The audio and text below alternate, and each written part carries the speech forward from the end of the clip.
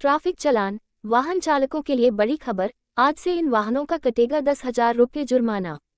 Traffic चालान, वाहनों पर चश्मा लगाने वाले लोगों को सावधान होने की जरूरत है, क्योंकि अब हरियाणा पुलिस द्वारा 1 अप्रैल से 7 अप्रैल तक विशेष अभियान चलाया जाएगा, जिसके तहत ऐसे वाहन चालकों का चालान काटा जाएगा जो यातायात नियमों का उल्लंघन करते हैं। नियम तोड़ने वालों पर 10,000 रुपये का जुर्माना लगाया जाएगा। इसकी जिम्मेदारी DGP कार्यालय से जिलों में तैनात DSP एवं ACP को दिया गया है। एसपी को भी मामले की जांच का निर्देश दिया गया है। पुलिस महानिदेशक शत्रुघ्न कपूर ने कहा कि हरियाणा पुलिस ऐसे वाहन चालकों के खिलाफ कार्रवाई करने जा रही है जो गाड़ियों के शीशों पर काली फिल्म लगाकर घूम रहे हैं। उन्होंने कहा कि वाहनों के शीशों पर काली फिल्म लगाना यातायात नियमों के विरुद्ध है। ऐसे वाहन चालकों के खिलाफ हरियाणा पुलिस सख्त कार्रवाई करेगी। डीजीपी कपूर ने आम जनता से यातायात नियमों का सख्ती से पालन करने और उन्हें नजरअंदाज न करने की अपील की। उन्होंने कहा कि यातायात नियमों का उल्लंघन करने वाले वाहन चालकों को ऑनलाइन और ऑफलाइन दोनों तरह से दंडित किया जाएगा। इसके अलावा उन्होंने लोगों से ये भी अपील की है कि अगर कोई भी नागरिक बुलेट पर पटाखे जलाते या वाहनों पर काली फिल्म लगाते हुए पकड़ा जाए तो इसकी सूचना हरियाणा 112 को दे ताकि उनके खिलाफ तुरंत कार्रवाई की जा सके। दरअसल निर्भया पर सुप्रीम कोर्ट के आदेश के बाद सुप्रीम कोर्ट ने दिल्ली और अन्य राज्यों में चश्मा पहनने पर पूरी तरह से प्रतिबंध लगा दिया है। तब से समय समय पर अभियान चलाए जाते रहे हैं, जिसके चलते काले शीशे वाली कारों को रोका जाता है और उनके चालान काटने के साथ साथ शीशों पर लगी फिल्म भी उतरवाई जाती है। भविष्य में लोग ऐसा न करें, इसके लिए पुलिस वाहन चालकों पर भारी जुर्माना भी लगाती है। इनके खिलाफ हुई कार्रवाई, कर्मियों में मचा हड़कंप। लोकसभा चुनाव को लेकर तैयारियां तेज हो गई हैं। चुनाव ड्यूटी को लेकर कर्मियों को ट्रेनिंग दी जा रही है। ट्रेनिंग में गायब मिले जिन कार्मिकों के खिलाफ एफआईआर दर्ज हुई है, उनमें बरेली कॉलेज के कनिष्ठ सहायक प्रवीण कुमार, बैंक ऑफ बड़ौदा की मैनेजर जूही गर्ग, ग्राम विकास अधिकारी धर्मरतन सिंह और रुहेलखंड नहरखंड के सींचपाल अंशुल गोस्वामी शामिल हैं। रविवार को एक आखिरी मौका होगा जब कार्मिक ट्रेनिंग में हिस्सा ले सकेंगे। लापरवाह कार्मिकों के खिलाफ लगातार हो रहा एक्शन। चुनाव को लेकर जिला निर्वाचन अधिकारी रविंद्र कुमार का मैसेज साफ है कि सभी जिम्मेदार अपने दायित्वों का पूरी तत्परता से निर्वहन करें। इस दिशा में किसी तरह की कोताही क्षम्य नहीं होगी। तभी तो डीएम के निर्देश पर लापरवाह कार्मिकों के खिलाफ लगातार एक्शन हो रहा है। गुरुवार को भी ट्रेनिंग से अनुपस्थित 132 कार्मिकों का जवाब तलब किया गया। अन्य लापरवाहों पर डीएम पहले भी एफआईआर दर्ज करा चुके हैं। रायगढ़ में उड़नदस्ते ने कार से पकड़ा अवैध 50 लाख कैश, सारा नकदी जब्त।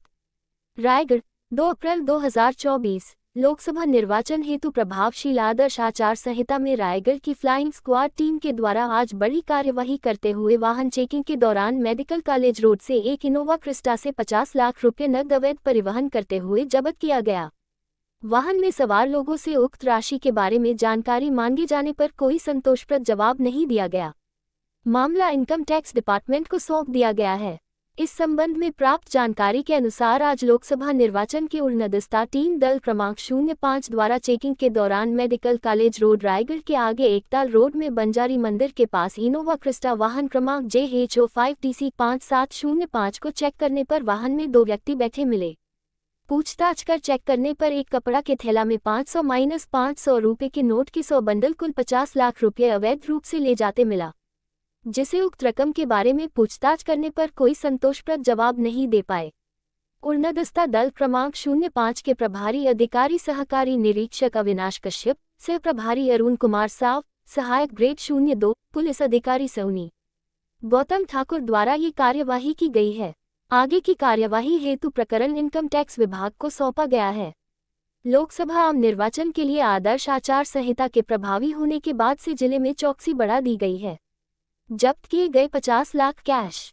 कलेक्टर कार्तिकेया गोयल ने सभी इन्फोर्समेंट एजेंसीज के अधिकारियों को लगातार जांच अभियान चलाने के निर्देश दिए हुए हैं।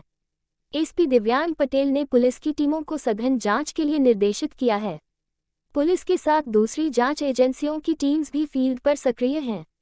नकदी एवं अन्य सामग्री के अवैध परिवहन पर लगातार नजर रखी जा रही है। रायपुर में 30 करोड़ 47 लाख नकद जब्त। रायपुर राज्य में लोकसभा आम निर्वाचन 2024 के लिए 16 मार्च को आदर्श आचार संहिता के प्रभावी होने के बाद से 1 अप्रैल तक की स्थिति में 30 करोड़ 47 लाख रुपए की अवैध धनराशि तथा वस्तुएं जब्त की गई हैं। इनमें 9 करोड़ 11 लाख रुपए की नकद राशि शामिल है। मुख्य निर्वाचन पदाधिकारी कार्यालय से प्राप्त जानकारी के अनुसार प्रवर्तन एजेंसियों इन्फोर्समेंट एजेंसीज द्वारा निगरानी के दौरान विगत 1 अप्रैल तक 24,226 लीटर अवैध शराब जब्त की गई है, जिसकी कीमत 56 लाख रुपए है। साथ ही 1 करोड़ 60 लाख रुपए कीमत की 885 किलो अन्य नशीली वस्तुएं भी जब्त की गई हैं। सघन जांच अभियान के दौरान 1 करोड़ 64 लाख रुपए कीमत के 24.16 किलोग्राम कीमती आभूषण तथा रत्न भी जब्त किए गए हैं। इनके अतिरिक्त अन्य सामग्रियां, जिनकी कीमत 17 करोड़ 58 लाख रुपए है, भी जब्त की गई हैं। इनके खिलाफ हुई कार्रवाई, कर्मियों में मचा हड़कंप। लोकसभा चुनाव को लेकर तैयारियां तेज हो गई हैं। चुनाव ड्यूटी को लेकर कर्मियों को ट्रेनिंग दी जा रही है। ट्रेनिंग में गायब मिले जिन कार्मिकों के खिलाफ एफआईआर दर्ज हुई है, उनमें बरेली कॉलेज के कनिष्ठ सहायक प्रवीण कुमार, बैंक ऑफ बड़ौदा की मैनेजर जूही गर्ग, ग्राम विकास अधिकारी धर्मरतन सिंह और रुहेलखंड नहरखंड के सींचपाल अंशुल गोस्वामी शामिल हैं। रविवार को एक आखिरी मौका होगा जब कार्मिक ट्रेनिंग में हिस्सा ले सकेंगे। लापरवाह कार्मिकों के खिलाफ लगातार हो रहा एक्शन। चुनाव को लेकर जिला निर्वाचन अधिकारी रविंद्र कुमार का मैसेज साफ है कि सभी जिम्मेदार अपने दायित्वों का पूरी तत्परता से निर्वहन करें। इस दिशा में किसी तरह की कोताही क्षम्य नहीं होगी। तभी तो डीएम के निर्देश पर लापरवाह कार्मिकों के खिलाफ लगातार एक्शन हो रहा है। गुरुवार को भी ट्रेनिंग से अनुपस्थित 132 कार्मिकों का जवाब तलब किया गया।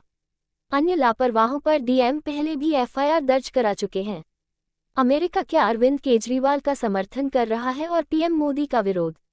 भारत और अमेरिका के संबंध में अविश्वास ऐतिहासिक रूप से रहा है। कहा जाता है कि दोनों देश एक दूसरे के बिना नहीं रह सकते हैं और एक साथ भी नहीं रह सकते हैं। हाल के दिनों में दोनों देशों के बीच कई मुद्दों पर खुलकर असहमति सामने आई। इस बार मुद्दा अंतर्राष्ट्रीय नहीं था बल्कि भारत के अपने सियासी मुद्दे थे। नरेंद्र मोदी सरकार ने आम चुनाव से पहले नागरिकता संशोधन कानून लागू किया तो अमेरिका ने इस पर खुलकर असहमति जताई। कथित भ्रष्टाचार के मामले में दिल्ली के मुख्यमंत्री अरविंद केजरीवाल को ईडी ने गिरफ्तार किया तब भी अमेरिका ने टिप्पणी की। भारत की मुख्य विपक्षी पार्टी कांग्रेस ने अपने बैंक खाते फ्रीज किए जाने को लेकर प्रेस कॉन्फ्रेंस कर मोदी सरकार को आड़े हाथ लिया तब भी अमेरिका खुलकर सामने आया। सबसे हाल में दिल्ली स्थित अमेरिकी दूतावास ने कश्मीरियों के लिए इफ्तार पार्टी का आयोजन किया था। इन सारे घटनाक्रमों को नरेंद्र मोदी सरकार के समर्थक और कुछ विश्लेषकों ने बीजेपी और भारत के विरोध में देखा और विपक्ष के समर्थन में। सामरिक मामलों के विशेषज्ञ ब्रह्मा चेलानी ने लिखा, टीम बाइडेन ने बांग्लादेश चुनाव में हस्तक्षेप करने की कोशिश की। इसके तहत अमेरिका ने बांग्लादेश के अधिकारियों के खिलाफ वीज़ा बैन लगाया। लेकिन शेख हसीना की जीत के बाद अमेरिका ने मेलजोल बढ़ाने की कोशिश की। अब अमेरिका भारत की चुनावी प्रक्रिया में हस्तक्षेप की कोशिश कर रहा है।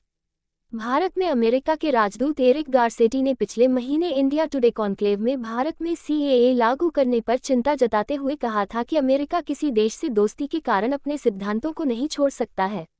एरिक गारसेटी ने 15 मार्च को कहा था, धार्मिक स्वतंत्रता लोकतंत्र का आधार है और अमेरिका इसे नहीं छोड़ सकता है। किसी से दोस्ती और करीबी के कारण हम अपने सिद्धांतों को नहीं छोड़ सकते हैं। सिद्धांतों के मामले में यह मायने नहीं रखता है कि हमारे संबंध किससे कितने गहरे हैं और किससे कितनी दुश्मनी है। हम अपने सिद्धांतों के साथ खड़े रहते हैं। अगर हमारे लोकतंत्र में कुछ गड़बड़ी है तो मैं आपको भी आमंत्रित करता हूं कि आप उसे रेखांकित कीजिए। यह कोई एकतरफा मामला नहीं है। एरिक गारसेटी के इस बयान को भारत ने खारिज कर दिया था और कहा था कि अमेरिका को इस मामले में सही जानकारी नहीं है। भारतीय विदेश मंत्रालय के प्रवक्ता रणधीर जायसवाल ने कहा था कि यह भारत का आंतरिक मामला है और भारत का संविधान सभी नागरिकों को धार्मिक स्वतंत्रता का अधिकार देता है। सीएए पर एरिक गारसेटी से उनकी टिप्पणी को लेकर सोमवार को समाचार एजेंसी A9 ने सवाल पूछा तो उन्होंने कहा, किसी भी लोकतंत्र के लिए धार्मिक स्वतंत्रता काफी अहम होती है। अल्पसंख्यकों की सुरक्षा लोकतंत्र की बुनियादी बात है और यह कोई नकारात्मक टिप्पणी नहीं है। जिस देश में मैं राजदूत हूँ, वहाँ क्या हो रहा है, उसकी रिपोर्ट करना मेरा काम है। भारत के राजदूत भी रिपोर्ट करते होंगे।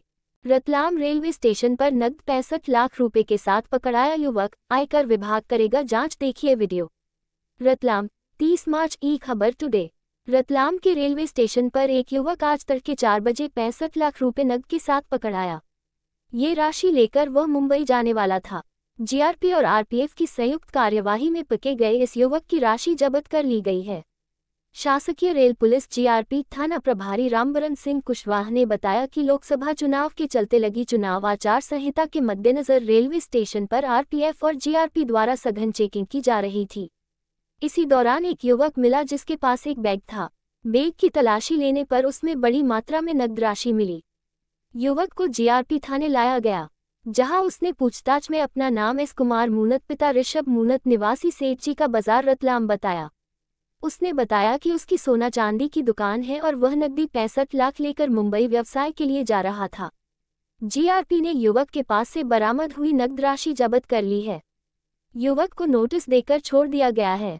जीआरपी ने नकद राशि पकड़ाए जाने की सूचना आयकर विभाग को दे दी है। मामले की जांच अब आयकर विभाग द्वारा की जाएगी। हम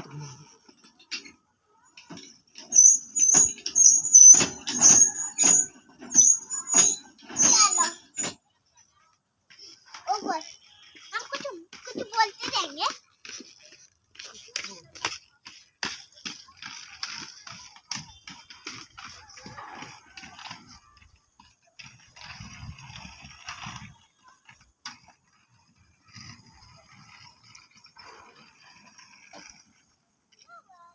साइंस सिटी का सबसे खूबसूरत जगह गुम्बद देखिए।